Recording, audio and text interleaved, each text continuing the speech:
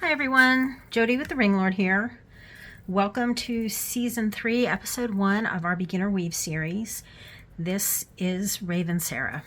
So, Ravensara is a weave by Corvus, and it is the sheet form of a weave called Forget Me Not by Lorenz.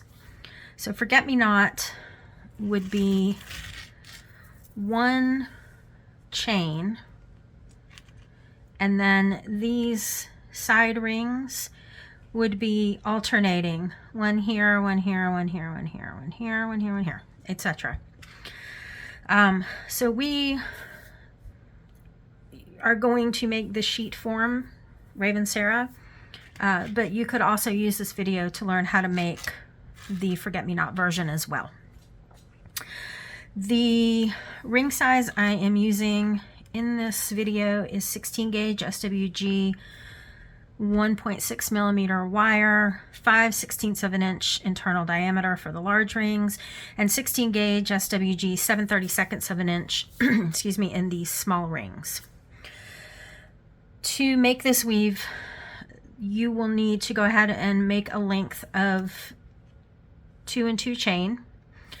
There are a couple ways to make this weave. So if you want to make it like a chain, like this, where it would be long instead of wide, you would use this method that I'm going to show you. You would make your chain as long as you want to make your finished piece. It may shrink up a little bit, so you may need to add a little bit of more length.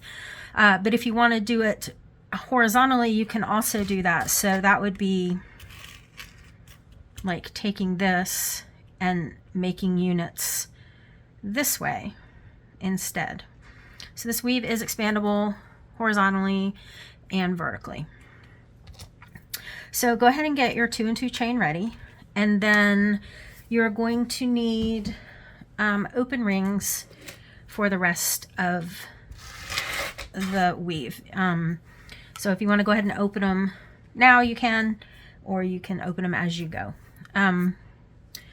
So the first thing that you are going to do is, after you've got your 2 and 2 chain, you will need to add side rings. So I am using our saw cut anodized aluminum in both the matte finish. So all of my side rings, so all of these rings and my center rings will be our matte finish rings, and all of the small rings will be our shiny finish rings. So we're going to go ahead and make the first part, and that is using our 2 and 2 chain. And then we are going to take an open large ring, and we're going to flip the 2 top large rings open.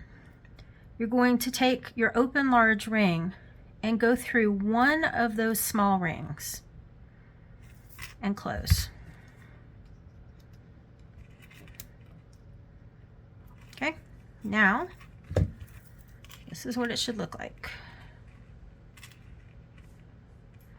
We're going to take our other large ring, flip those rings back again. We're going to go through the other small ring and close.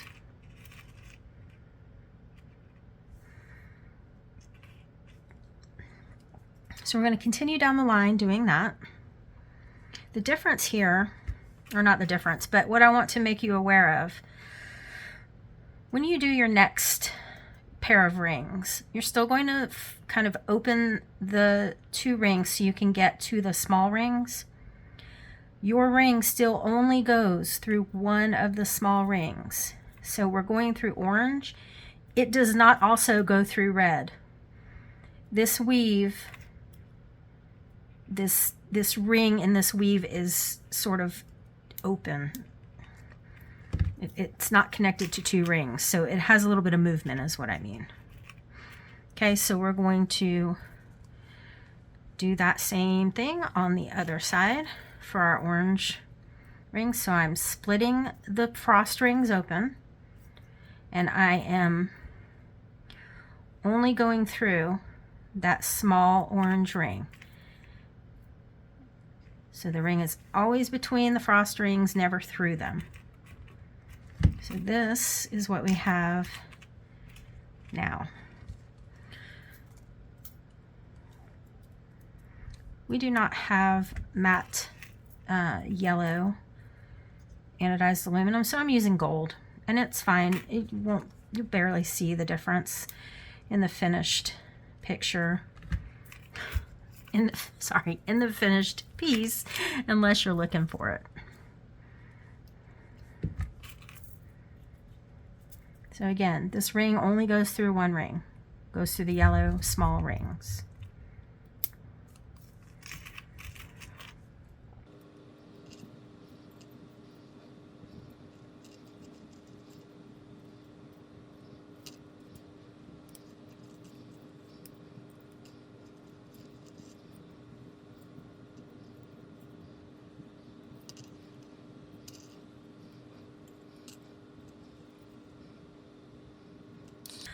I'm going to go ahead and add 2 large rings down here for now. We may take them off at the end just to give our large violet rings some stability.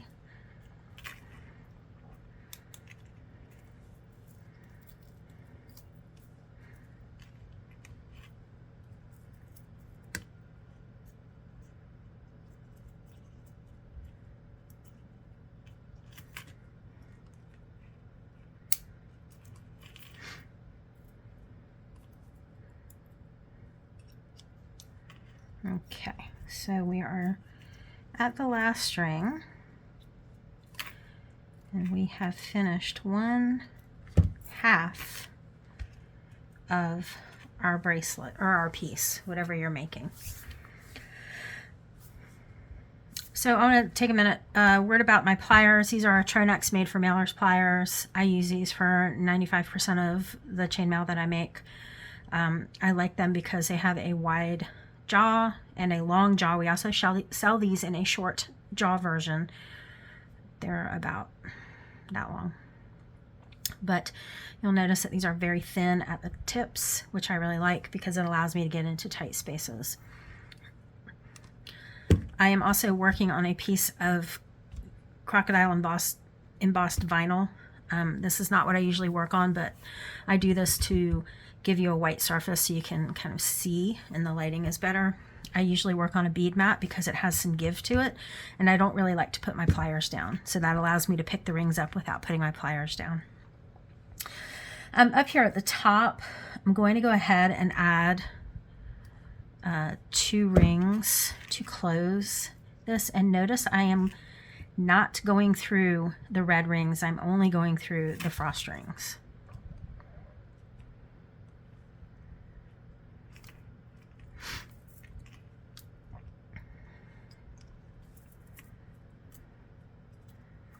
If you are a beginner mailer, please take a look at all the other beginner videos that I've made. There are a lot of weave videos that I consider to be beginner weaves that will help you understand the interaction between rings when you're trying to understand how mail is made.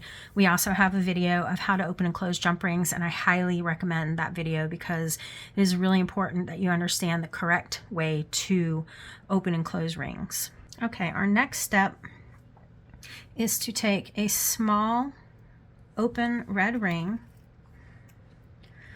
and 2 closed frost rings. I'm going to put the red ring, the small red ring, through the large frost ring on one side, and I'm going to put the other frost ring on the other side. So we're sandwiching the red ring that's already there, making it a center ring. Okay, so the small red ring is going to the bottom, and The two frost rings are facing up. What I'm going to do now is I'm going to add a violet ring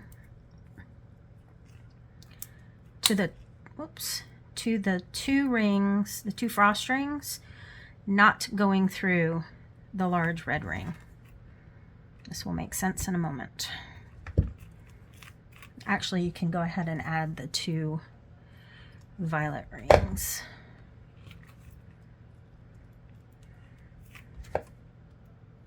They only go through the frost.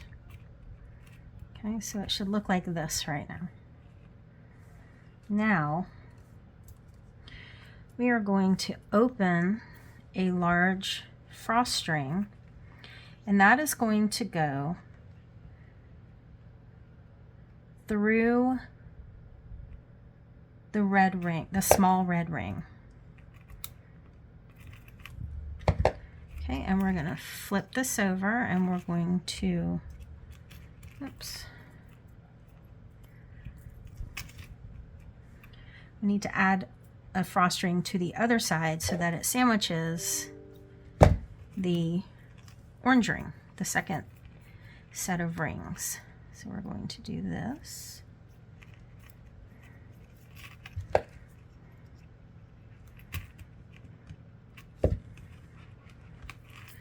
Flip it back over, get it set correctly. Okay, and now we need to add an orange ring, small orange ring, through the eye formed by the two frost rings and the large center ring. So we're mirroring this. Okay, so we've got our two violet rings here. We've got two frost rings, one red ring. Actually, we will go ahead and add that other small red ring. The other small red ring goes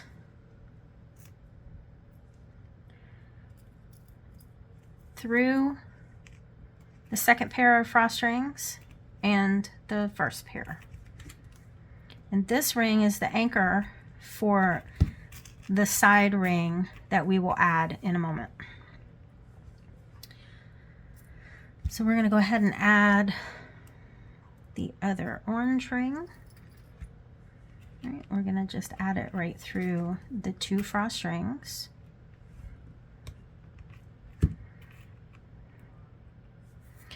Now we're going to add our large frost rings. One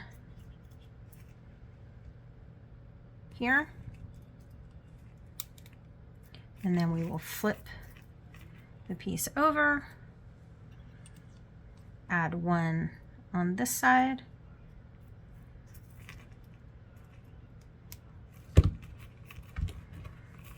okay. So I suppose you can just add them, you don't actually have to flip it. Okay, now we're going to add two small yellow rings.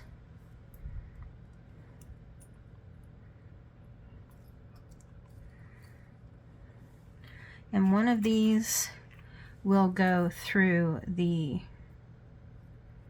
frost, gold, and frost.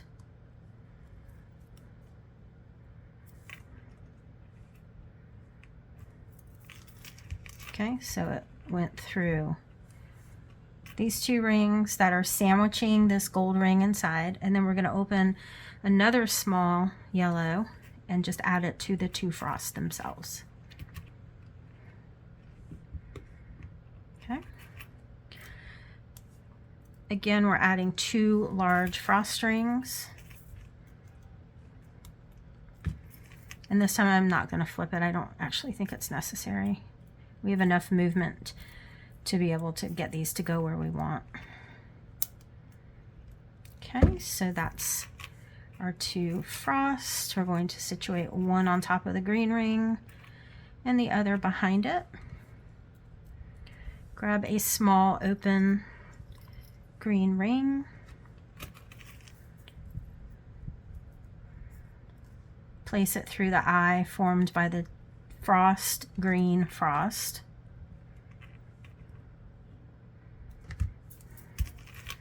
So it should look like that. And then we're going to open another one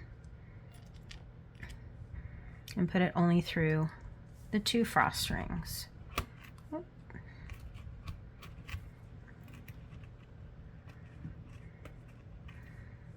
Okay, so now we're to the spot where we're going to add 2 large frost rings.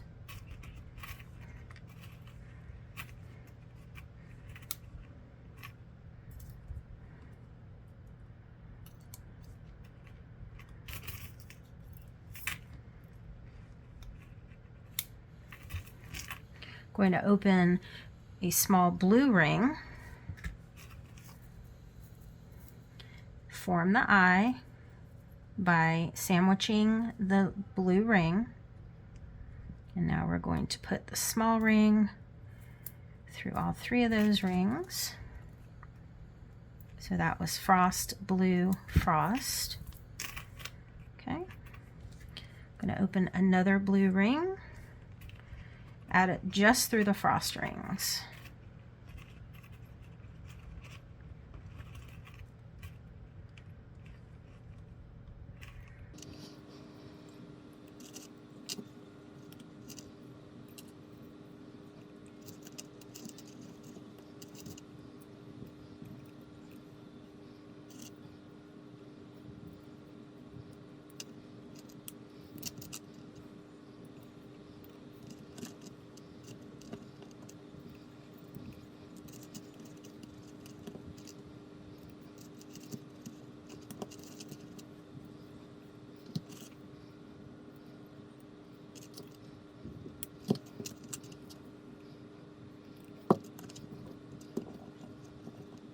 And now we're down to the last 2 pairs, or 2 frost rings. And then we will finish this weave with one last step.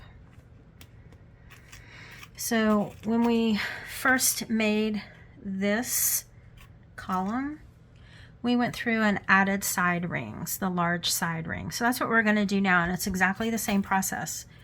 So if you look at this top red ring, either one of them, you can see that they're only connected in one ring. They do not connect to these violet rings. And if you look down your piece, every one small ring goes through one large ring. So they do not connect top and bottom. They only connect on the bottom. Okay, your large rings. So I'm going to possibly grab this red ring. There we go. And just like I did before, I'm going to push these 2 frost rings apart, and I'm going to scoop into the right side ring of the pair of small rings. And I'm going to come out through, or come out between the frost rings and close. And I'm just going to go down the colorway and put these in. So now we're going to do orange, and again I'm between the frost rings, going only through the small orange ring and closing my ring.